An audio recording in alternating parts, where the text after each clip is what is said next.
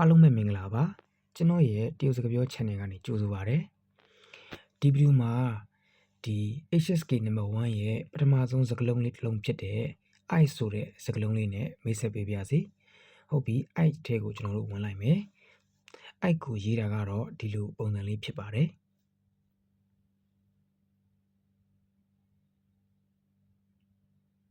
โอเคအဲ့ဆိုလို့ရှိရင် I ကိုဘယ်လိုနေရာမှာအသုံးပြုရမလဲဆိုတာကျွန်တော်တို့ဆက်ပြီးတော့သွားပါမယ်ဒီအပေါ်ဆုံးလေးမှာတစ်ခုပေါ့နော်အဲ့ဒါလေးကိုအရင်ပြောပါမယ်အဲ့ဒါကတော့我很爱我妈妈အတိတ်ပဲကတော့ကျွန်တော်အရန်အမေကိုအရန်ချစ်ပါတယ်ပေါ့နော်ဟုတ်ပြီဒုတိယတစ်ခုကတော့ကျွန်တော်妈妈我爱你အမေကျွန်တော်အမေကိုအရန်ချစ်ပါတယ်ဟုတ်ပြီတတိယတစ်ခုကကြတော့ကျွန်တော်တို့我爱我的狗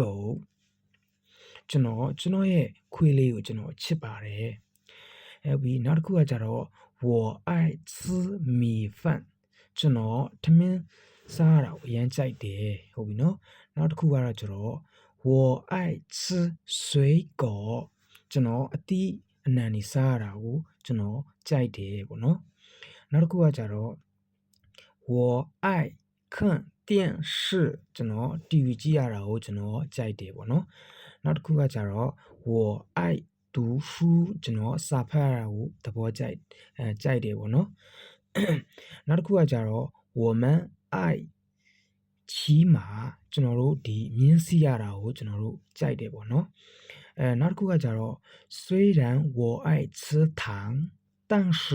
我很瘦အတိတ်ပဲကတော့ဒီကျွန်တော်ကဟိုအရန်ဒီတရားလုံးကိုကြိုက်ပေမဲ့လို့ဒါပေမဲ့လို့ तू ကကျွန်တော်အရန်ပိန်နေပေါ့နော် तू ကဒါမျိုးအတိတ်ပဲရပါတယ်နောက်ဆုံးတစ်ခုကကြတော့我的爱好是体育ဆိုတော့ကျွန်တော်ရဲ့ဒီဝါသနာကပေါ့နော်အားကစားဖြစ်ပါတယ်ပေါ့နော်ဟုတ်ကဲ့ဒါကတော့ကျွန်တော်တို့ဒီ HSK1 ရဲ့ပထမဆုံးI ဆိုတဲ့စကားလုံးလေးနဲ့ဒါမိတ်ဆက်ပေးတာဖြစ်ပါတယ်ကျွန်တော်ရဲ့ဒီchannel လေးကိုကျွန်တော်တို့ follow and subscribe လေးလုပ်ထားဖို့တောင်းဆိုပါတယ်အားလုံးကိုကျေးဇူးအများကြီးတင်ပါတယ်